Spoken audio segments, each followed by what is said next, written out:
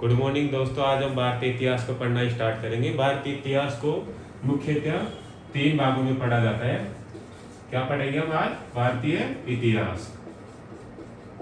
भारतीय इतिहास को कितने भागों में पढ़ते हैं? मोस्टली 3 भागों में। 3 भाग कौन कौन से? एंशिएंट इंडिया,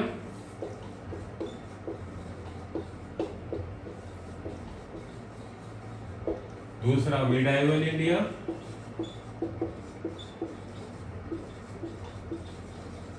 तीसरा है मॉडर्न इंडिया।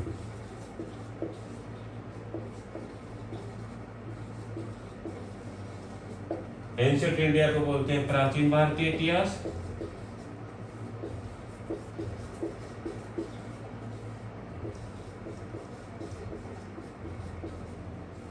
दूसरा मिडाइवल इंडिया को बोलते हैं मध्यवर्ती भारतीय इतिहास,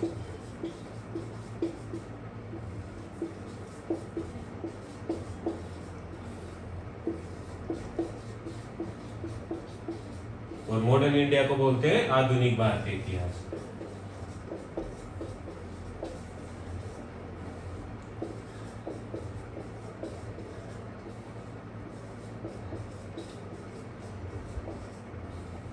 एग्जैक्टली होता क्या है? मुसलमानों के आने से पहले के इतिहास को क्या बोलते हैं? प्राचीन भारतीय इतिहास। मुसलमान आ गए उसके बाद के इतिहास को बोलेंगे मध्यवर्ती भारतीय इतिहास। और अंग्रेजों के आने के बाद जब तक हमें स्वतंत्रता नहीं मिली उस इतिहास को बोलते हैं आधुनिक भारतीय इतिहास। समझ गए बेटा?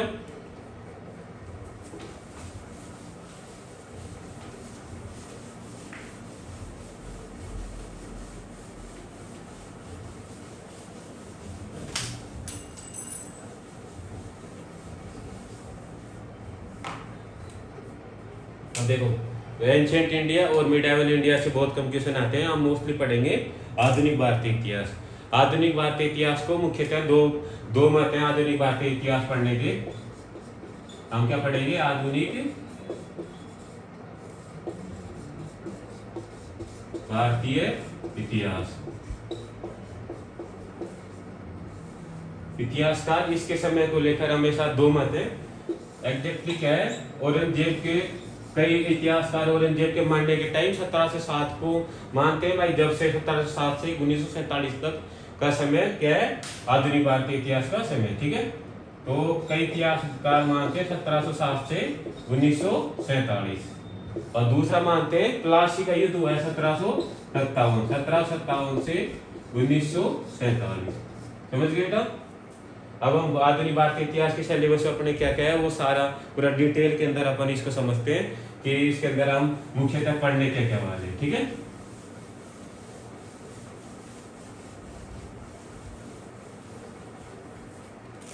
हम सबसे पहले पढ़ेंगे यूरोपीय कंपनियों का भारत में आगमन।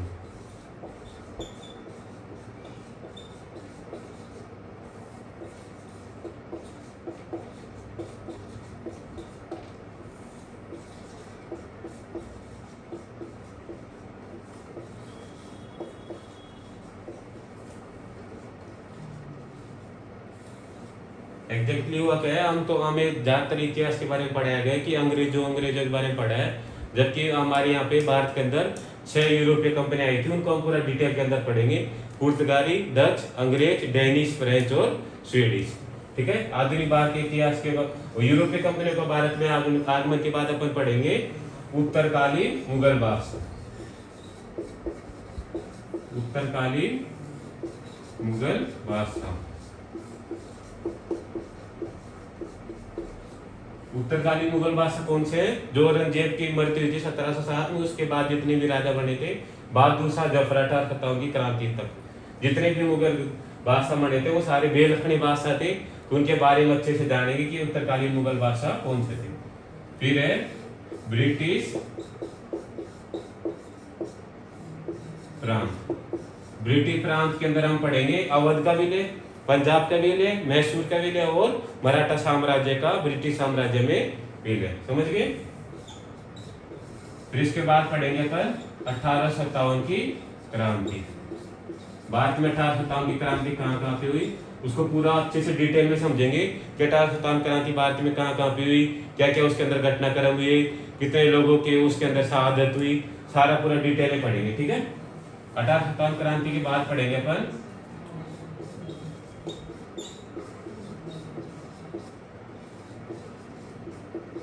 ब्रिटिश प्रांत की नीतियां। ब्रिटिश प्रांत की नीतियों के अंदर पढ़ेंगे अपन 1773 का रेगुलेटिंग एक्ट, 1813 का रेगुलेटिंग एक्ट, 1833 रेगुलेटिंग एक्ट, और जितने भारत परिषद अधिनियम आए, भारत शासन अधिनियम, जैसे 1919 का है, 1935 का है, उनके बारे में सारा अच्छे से डिटेल में पढ़ेंगे। ठीक है। राष्ट्रीय आंदोलन को हम कितने चरणों में पढ़ेंगे? मुख्यतः 3 चरणों में।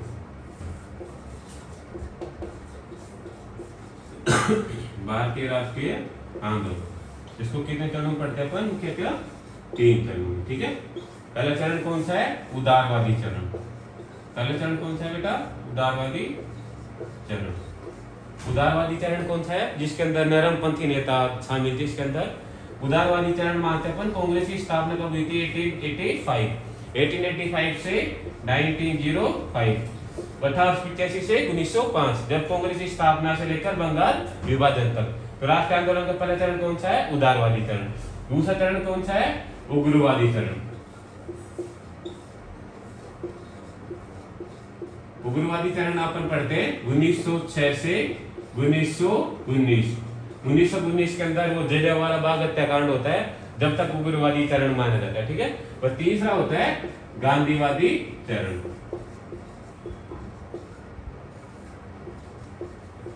गांधीवादी चरण मानते मुख्यतः 1919 से 1947। ठीक है बेटा।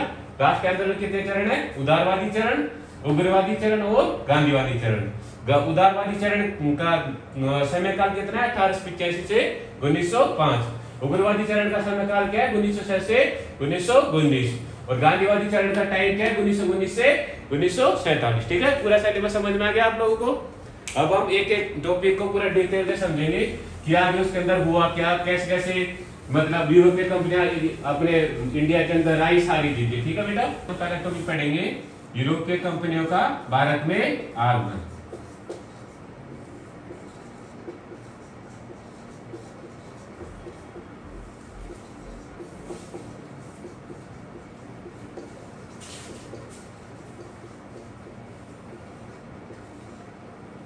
यूरोपीय कंपनियां भारत में कैसे कैसे आई हो, यहाँ पे कैसे कैसे उन्होंने व्यापार किया।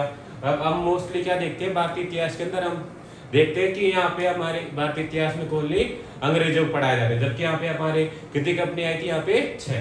पहली कंपनी कौन सी आई थी? यहाँ पे पुर्तगाल। पहली कंपनी कौन सी आई थी? पुर्तगाल। ये कब आए थे? 1498। और गए कब ये? 1961। ये सबसे पहले आए थे और सबसे लास्ट में गए थे। ठीक है बेटा। दूसरी कंपनी कौन सी आई थी? डच। डच आए थे 1505। 1505 से 1759। बैटल ऑफ एदरा के हारने के बाद अंग्रेजों से हार गए थे। बैटल ऑफ एदरा 1759। फिर ये यहाँ से जाके इंडोनेशिया चले गए थे। तीसरी कौन सी आई थी? अंग्रेज। अंग्रेज आए थे बेटा 1608। 1608 से भारत की आजादी कब हुई थी? 1947। ठीक है बेटा। चौथी आई थी डेनिश। डेनिश क्या, कौन किसको बोलते हैं? डेनमार्क के लोगों क्या बोलते हैं? डेनिश।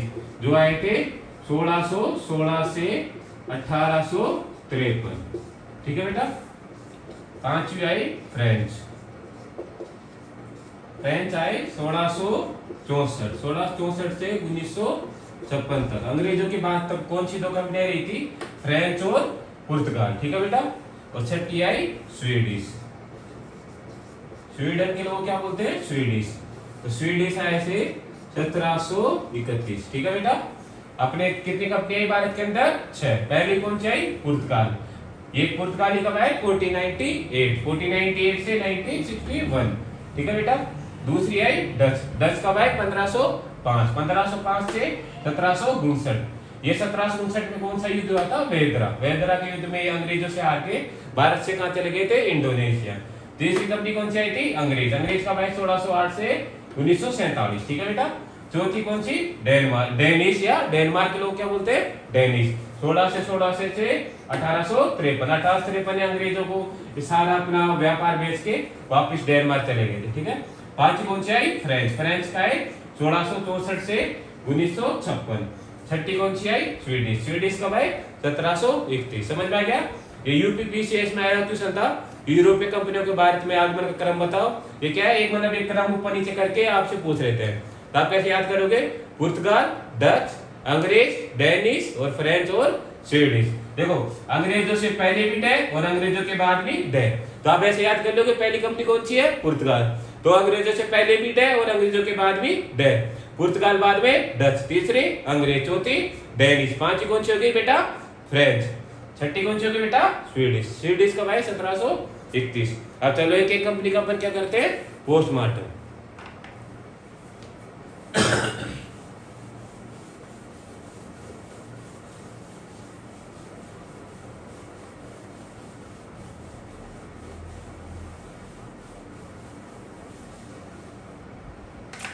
देखो पहली कंपनी कौन सी बेटा, पुर्तगाल।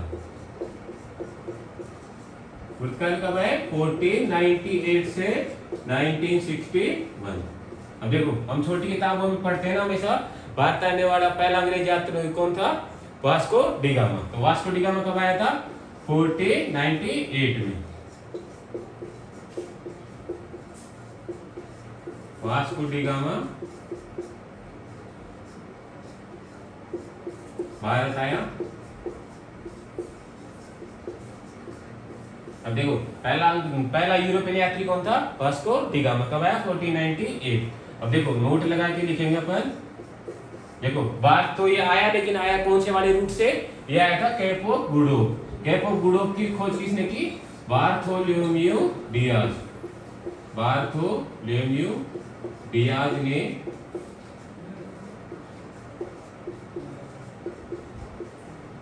भारत आने वाले रास्ते, भारत आने वाला रास्ता कौन सा था, Cape of Good hope.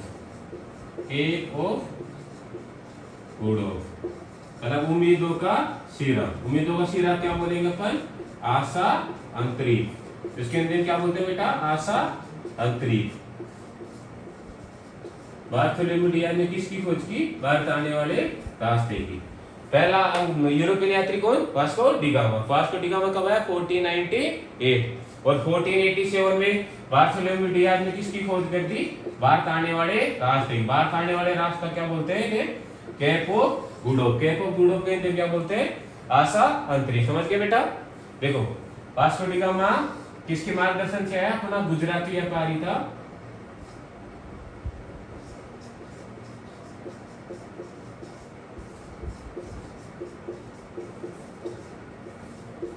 Abdul Malik.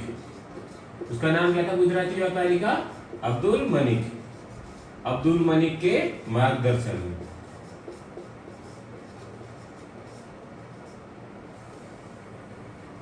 Vasco da gamma किसकी मदद से आते हैं यहाँ पे भारत, अब्दुल मलिक। अब्दुल मलिक कौन था, गुजराती व्यापारी। समझ गए बेटा। 3 क्वेश्चन बनेंगे इसके अंदर। पुर्तगाली कब आए, 1498 से 1961। पहला यूरोपियन यात्री कौन था, Vasco da gamma. Vasco da gamma कब आया, 1498। उसके बाद भारत आने वाले रास्ते की खोज किसने की, बार्थोलोम्यू डियाज। बार्थोलोम्यू डियाज ने कौन से रास्ते खोज की, Cape of Good Hope. Cape of Good Hope की खोज कब की, 1487, 1487। और ये वास्को डी गामा भारत किसके मार्गदर्शन में आया, अब्दुल मलिक। अब्दुल मलिक कौन था, गुजराती व्यापारी। समझ में आ गया बेटा। अब देखो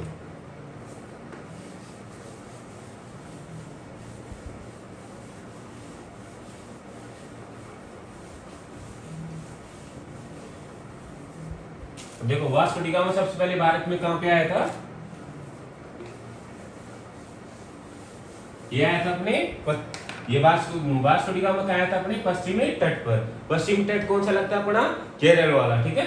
तो वास्को डी गामा सर्वप्रथम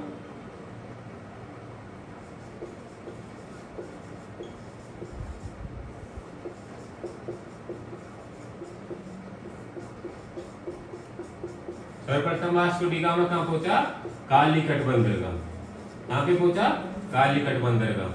और कालीकट बंदरगाह को कहां पे है, केरल में।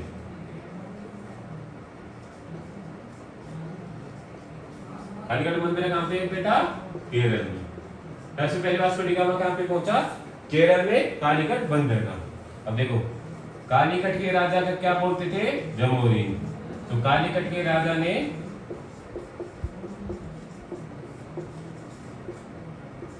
वास्को डी गामा का स्वागत किया।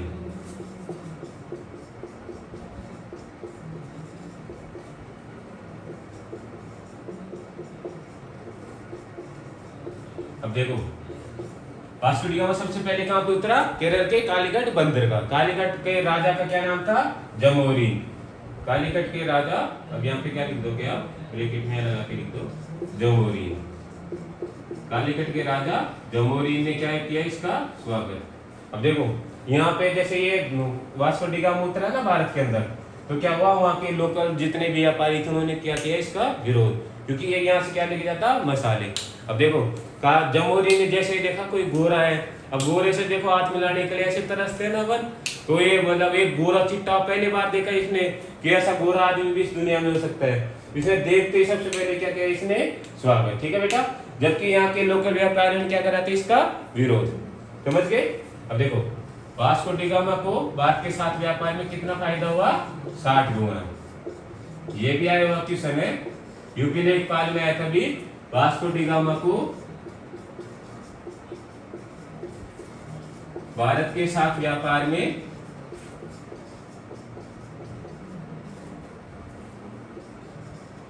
कितना फायदा हुआ? 60 गुना। वास्को डी गामा को भारत के साथ व्यापार में कितना फायदा हुआ बेटा? 60 गुना। समझ गए बेटा? पहले कौन से आए? पुर्तगाली। पुर्तगाली में कौन? Vasco da gamma. Vasco da gamma कहां पे पहुंचा? कालीकट बंदरगाह। कालीकट बंदरगाह पे यहाँ पे कालीकट का राजा कौन था?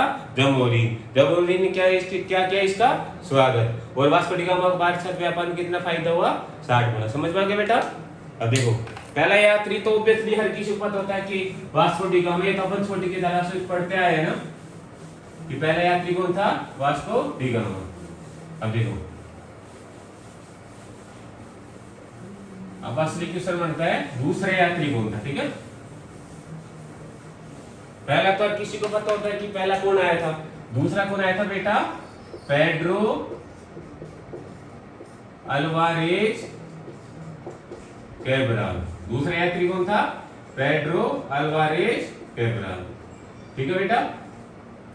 अब देखो पेड्रो अल्वारेज कैब्राल के बारे में कोई स्पेशल बात तो है नहीं। ठीक है, तो तीसरा पर पढ़ेंगे। तीसरा यात्री कौन था? Francisco de Almeida. ठीक है,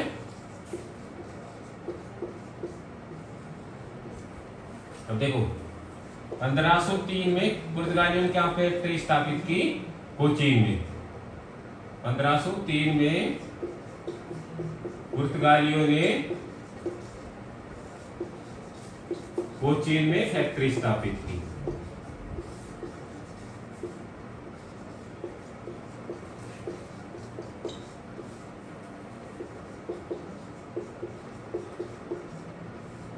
फ्रांसिस्को डी अल्मेडा के टाइम क्या हुआ? 1503 में पुर्तगालियों ने कोचीन में क्या करी? फैक्ट्री स्थापित। ठीक है बेटा। अब देखो जहां पे मैं फैक्ट्री शब्द बोलूंगा ना, अपन आज के टाइम में अगर फैक्ट्री शब्द बोलते हैं तो होता है वहां पे कुछ चीज क्या होगी? यहाँ पे मैन्युफैक्चर। यहाँ पे क्या होता था? ये फैक्ट्री वर्ड जब भी पढ़ेंगे अपन, जब फैक्ट्री का मतलब होगा वेयर हाउस या माल गोदाम। क्या होता था? जैसे बाकी यात्री जाके वहाँ जाके मतलब जैसे कोई भी बात किस्से में वो मसाला आदि का व्यापार करके आते थे, उनको क्या होता था? जैसे उनके बड़े बड़े जहाज आते थे तो जहाज उगाने के लिए टाइम लगता था ना, तो इतने टाइम तक ये अपना सामान कहाँ रखे, तो क्या बनाते थे? यहाँ पे फैक्ट्री। तो फैक्ट्री का मतलब अपन जहाँ जब भी मैं अगर फैक्ट्री शब्द यूज करूंगा तो फैक्ट्री शब्द का मतलब होगा वेयर हाउस या स्टोरेज रूम। समझ गए बेटा? जहाँ पे ये अपना माल रख सके। समझ गए? यहाँ क्या करा इन्होंने? 1503 में कोचीन में पहली फैक्ट्री स्थापित करी। और फ्रांसिस्को डी अल्मेडा क्या था? प्रथम पुर्तगाली गवर्नर। प्रथम पुर्तगाली गवर्नर कौन था? Francisco de Almeida. ठीक है बेटा। पहला यात्री कौन है? Vasco da Gama. पहला पुर्तगाली गवर्नर कौन है? Francisco de Almeida. अब देखो फ्रांसिस्को डी अल्मेडा के बारे में सबसे बड़ी बात, ठीक है, पुर्तगालियों की। पुर्तगाली क्या था? ये समुद्र पे राज करते थे। ठीक है, इन्होंने सबसे पहले भारत की खोज करी। भारत की खोज कैसे करी? समुद्री रास्ते से। तो समुद्री रास्ते का ये क्या है? समुद्र क्या होते थे? ये पूरा आधिपत्य थे इनके अरब सागर पे। ठीक है, तो इसने फ्रांसिस्को डी अल्मेडा ने क्या करा? ब्लू वाटर पॉलिसी स्टार्ट की। ठीक है, ब्लू वाटर पॉलिसी। कौन सी पॉलिसी स्टार्ट करी? ब्लू वाटर पॉलिसी, जिसको क्या बोलते हैं? नीले पानी की नीति। इन्होंने क्या करा बेटा? ब्लू वाटर पॉलिसी स्टार्ट करी, जिसको क्या बोलते हैं? ब्लू नीले पानी की नीति। देखो नीले पानी की नीति क्या होती है? मैं अच्छे से अलग से शब्दावली पढ़ाऊंगा पुर्तगाली के बारे में, इसमें अच्छे से समझाऊंगा ब्लू वाटर पॉलिसी क्या होती है। आपको इतना सा क्या याद रखना है, देखो इसने क्या करा 1503 में सबसे पहले कोच्चि ने पहली फैक्ट्री स्थापित करी, ये क्या था प्रथम पुर्तगाली गवर्नर। और तीसरे पॉइंट क्या याद रखना है आपको, इसने ब्लू वाटर पॉलिसी स्टार्ट करी, ठीक है। ये अपने आरिस में आया क्वेश्चन है, ब्लू वाटर पॉलिसी किसने स्टार्ट करी, फ्रांसिस्को डी अल्मेडा। समझ गए बेटा। अब देखो पहला पुर्तगाली गवर्नर कौन सा हो गया, फ्रांसिस्को डी अल्मेडा, ठीक है बेटा। अब अपन आगे पढ़ेंगे, देखो पहला यात्री कौन, वास्को डी गामा, दूसरा पेड्रो अल्वारेज कैब्राल, और तीसरा कौन है, फ्रांसिस्को डी अल्मेडा, जो क्या है प्रथम पुर्तगाली गवर्नर, ठीक है। उसके बाद दूसरा पढ़ेंगे अपन, दूसरा पुर्तगाली गवर्नर पढ़ेंगे अल्फांसो डी अल्बुकर। तीसरा यात्री कौन सा पढ़ेंगे बेटा, अल्फांसो डी अल्बुकर। अब देखो आप एक चीज नोटिस कर होंगे ना, जैसे देखो Francisco de Almeida, Vasco da Gama, Afonso de Albuquerque, बीच में क्या आ रहा है इनके नाम के बीच में, डी। जैसे अपना नाम होता है ना राकेश कुमार गुज्जर, लोकेश कुमार सैनी, ऐसे मतलब अपन बीच में क्या लगता है अपने नाम के बीच में कुमार, तो इनके फ्रांसिस के बीच में नाम में क्या लगता है, डी। समझ गए बेटा। यहाँ पे डी जब भी आएगा मतलब ये इसके क्या है, नाम के बीच का नाम है, ठीक है बेटा। अपने क्या लगता है कुमार, इनके क्या लगता है डी। समझ गए बेटा। ये जब भी डी लगेगा तो कैसे होगा, ठीक है। तो ये कब आया, इसने क्या करा, सबसे पहले 1510 में गोवा पर अधिकार कर लिया, ठीक है बेटा। अल्फांसो डी अल्बुकर ने क्या करा, 1510 में गोवा पर अधिकार कर लिया, ठीक है बेटा।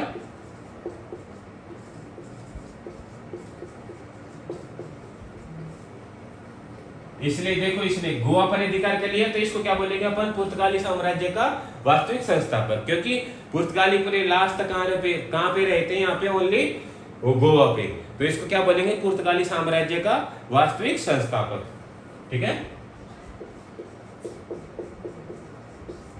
तो इसको क्या बोलेंगे अपन, अल्फांसो डी अल्बुकर को पुर्तगाली साम्राज्य का वास्तविक संस्थापक।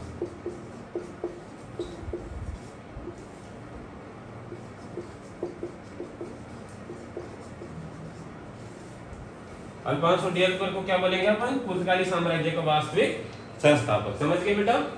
इसने क्या करा, 1510 में गोवा पर अधिकार कर लिया, इसको क्या बोलेंगे, पुर्तगाली साम्राज्य का वास्तविक संस्थापक। ये क्या था, द्वितीय पुर्तगाली गवर्नर था, ठीक है बेटा। इसके बारे में समझ में आ गया।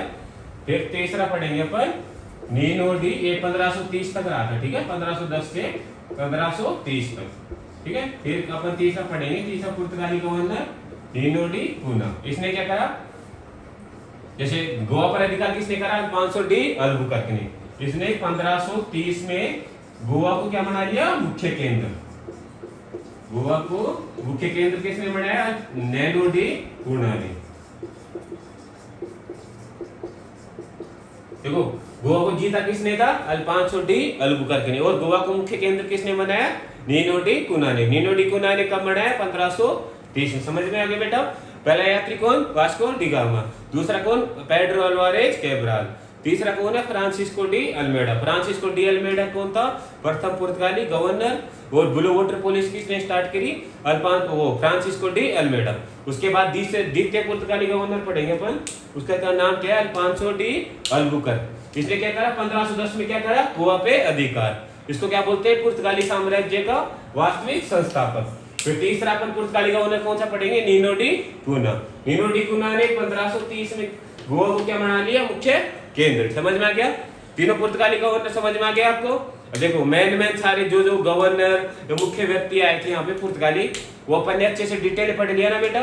अब देखो पुर्तगालियों की क्या क्या नीतियां थी, पुर्तगाली भारतीय साम्राज्य में ज्यादा विस्तार क्यों नहीं कर पाए, ओनली गोवा पे ही सिमट के क्यों रह गए थे, अपन ये सारा अच्छे से पढ़ेंगे, ठीक है। तो अपन पढ़ेंगे तो पुर्तगाली साम्राज्य की महत्वपूर्ण शब्दावली, पुर्तगाली भारत में स्थापित क्यों नहीं हो पाए, ठीक है। फिर उसके बाद अपन फिर बाकी कंपनियों का पढ़ेंगे, ठीक है। तो पहले अपन क्या करेंगे, जैसे आपको बता दिया पूरा इनके बारे में क्या क्या चीजें थी भाई, इन्होंने क्या क्या करा था, ठीक है बेटा। अब देखो अब ये अपन आप अगला टॉपिक पढ़ेंगे इनके पुर्तगालियों के बारे में। ये भारतीय साम्राज्य, पुर्तगाली भारत में साम्राज्य स्थापित क्यों नहीं कर पाए। ये ओनली गोवा पे सिमट के रह गए थे बेटा। पुर्तगाली भारत में साम्राज्य स्थापित क्यों नहीं कर पाए?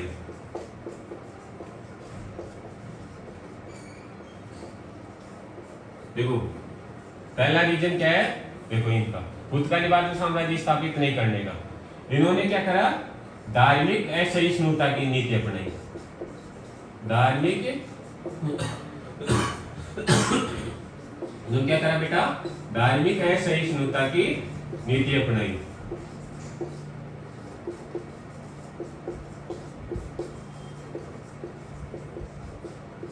अब देखो क्या करा, कोई भी यूरोपीय कंपनी भारत में आती तो उनका मुख्य मकसद क्या होता था, 3G। 3G को समझेगा मैं, 3G क्या होता है, ठीक है बेटा। 3G मतलब होता है गोल्ड, ग्लोरी और गोल्ड। 3G मतलब क्या होता है बेटा, गोल्ड, ग्लोरी और गोल्ड। या जो भी यूरोपीय कंपनी आएगी यहाँ पे किस नीति के तहत आएगी, 3G नीति के तहत, जिसके अंदर 3G का मतलब होता है, एक G का मतलब गोल्ड, दूसरे G का ग्लोरी, तीसरे का गोल्ड, ठीक है। गोल्ड मतलब सोना, मतलब यहाँ पे क्या उनका अंतिम एक उद्देश्य क्या था, सोना कमाना, ठीक है। दूसरा ग्लोरी, ग्लोरी मतलब उनकी प्रसिद्धि हो चारों ओर। उनकी प्रसिद्धि कैसे होगी, जब उनका साम्राज्य अलग अलग देशों में, अलग अलग उपनिवेशों में स्थापित होगा, ठीक है। और तीसरा क्या है, गोल्ड। गोल्ड मतलब अपने धर्म का प्रचार प्रसार करना, ठीक है। तो क्या करा, ये धर्म का प्रचार प्रसार करने, तो इन्होंने क्या करा, जैसे अपने ये होती है ना माता जी, इन्होंने माता जी को क्या समझा, इनके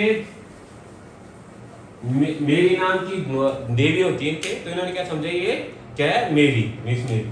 तो इन्होंने मतलब वहां पे जाके क्या बोला कि ये क्या अपनी मेरी है, लेकिन ये होते तो ये है तो क्रिश्चियन, लेकिन ये अपने धर्म से क्या हो गए, ये भ्रष्ट। अपन क्या, अब इनको ये नहीं पता अपनी देवी क्या लेती है, झटके पे झटके। उनको आराम से वो काटते नहीं है क्या अपन, मतलब सीधा वो बकरा और वो बाकी मतलब उनको काटते हैं, वो झटका से वो नहीं करते क्या। तो ये समझा इन्होंने, मतलब ये क्या अपने धर्म से क्या हो गया, भ्रष्ट। इन्होंने क्या करा, सारे भारतीयों को क्या करा, इन्होंने क्रिश्चियन बनाने स्टार्ट कर दिया, सारों को बाइबल बांटने लगे। हिंदुओं को क्या करा, इन्होंने ईसाई धर्म में परिवर्तित करने लगे। तो इन्होंने क्या करा, धार्मिक असहिष्णुता नीति ने अपनाई। धार्मिक, देखो अपने इंडिया में सबसे बड़ी चीज क्या मानी जाती है, धर्म। अगर अपने धर्म पे कोई मतलब हाथ उठाएगा तो सबसे पहले सब खड़े हो जाएंगे ना। तो क्या करा, धार्मिक असहिष्णुता की नीति अपनाते ही सब भारतीयों ने क्या करा, पुर्तगालियों का विरोध करना प्रारंभ हो गया। इनकी फैक्ट्रियां सारी उजाड़ दी गई लोगों के द्वारा। जहां पुर्तगाली मिले उनको क्या करने लगे, भारतीय मानने लगे। तो पुर्तगाली साम्राज्य को भारत में स्थापित नहीं करने का एक बड़ा रीजन क्या था, इन्होंने क्या करा, धार्मिक असहिष्णुता की नीति अपनाई, ठीक है। दूसरा क्या था, पुर्तगालियों को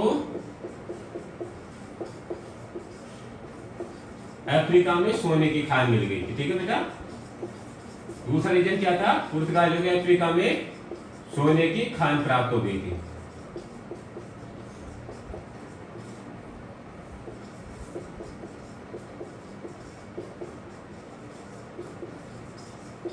क्या मतलब ये इन्होंने धार्मिक असहिष्णुता की नीति अपनाते ही भारतीय को जगह जगह इनकी फैक्ट्रियां उजाड़ दी, और इनको जहां भी पुर्तगाली मिले इनको क्या करने लगे, भारतीय मारने लगे, ठीक है। फिर उन्होंने क्या करा, इनको अफ्रीका में सोने की खान तो पहले प्राप्त हो गई थी, फिर ये क्या इन्होंने अपना ध्यान क्या है, अफ्रीका पे लगा लिया, क्योंकि वहां पे इनको क्या मिल गया था, यहाँ पे गोल्ड की खान ही मिल गई पूरी। यहाँ पे व्यापार करने की इनको जरूरत नहीं थी। फिर क्या वहां पे एक सस्ते मतलब मजदूर मिल गए, जिनको बोलते थे बोर किसान। बोर किसान क्या होते थे, डच किसान। डच किसान क्या बोलते थे बेटा, बोर किसान, ठीक है। अगर मैं जब आपको गांधी युग पढ़ाऊंगा ना, तो गांधी युग में आपको पढ़ाऊंगा, अंग्रेजों ने अफ्रीका में गांधी जी को 2 उपाधि दी थी। एक तो दी थी बोर, और दूसरी कौन सी दी थी, जुल्लू। तो ये बोर कौन है, डच किसान। डच किसान विद्रोह दबाया था गांधी जी ने, इसलिए वहां पे गांधी जी को अफ्रीका में कौन सी उपाधि दी गई थी, बोर, ठीक है बेटा। जब मैं आपसे पूछूंगा कि बोर क्या होते हैं, डच किसान, समझ गए बेटा। चलो तीसरा क्या था, यार बुकर पढ़ाया था मैंने आपको, दूसरा पुर्तगाली गवर्नर। इसने क्या करा, पुर्तगालियों को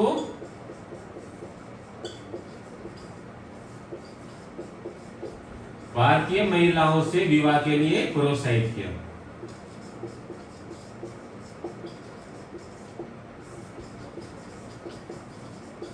इसने क्या करा, पुर्तगालियों को भारतीय महिलाओं से विवाह के लिए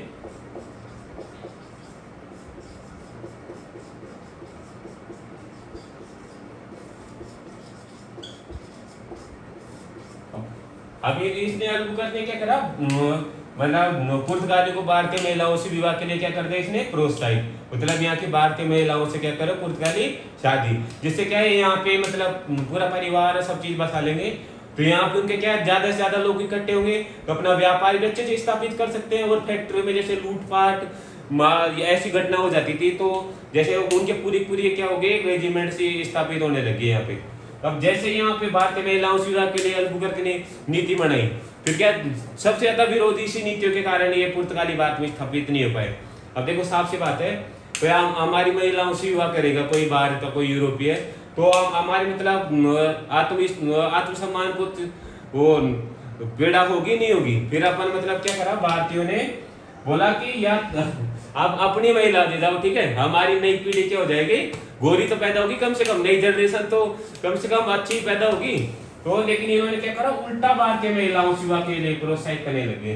फिर भारत में स्थापित नहीं होने का कारण क्या था, पुर्तगालियों ने क्या करा, दारिद्र्य सहिष्णुता की नीति अपनाई। दूसरा क्या था, पुर्तगालियों को सोने की खान प्राप्त हो गई। तीसरा क्या है, पुर्तगालियों ने भारतीय महिलाओं से विवाह के लिए प्रोत्साहित किया अल्बुकर्क ने। ठीक है बेटा, तीनों नीतियां समझ में आ गई।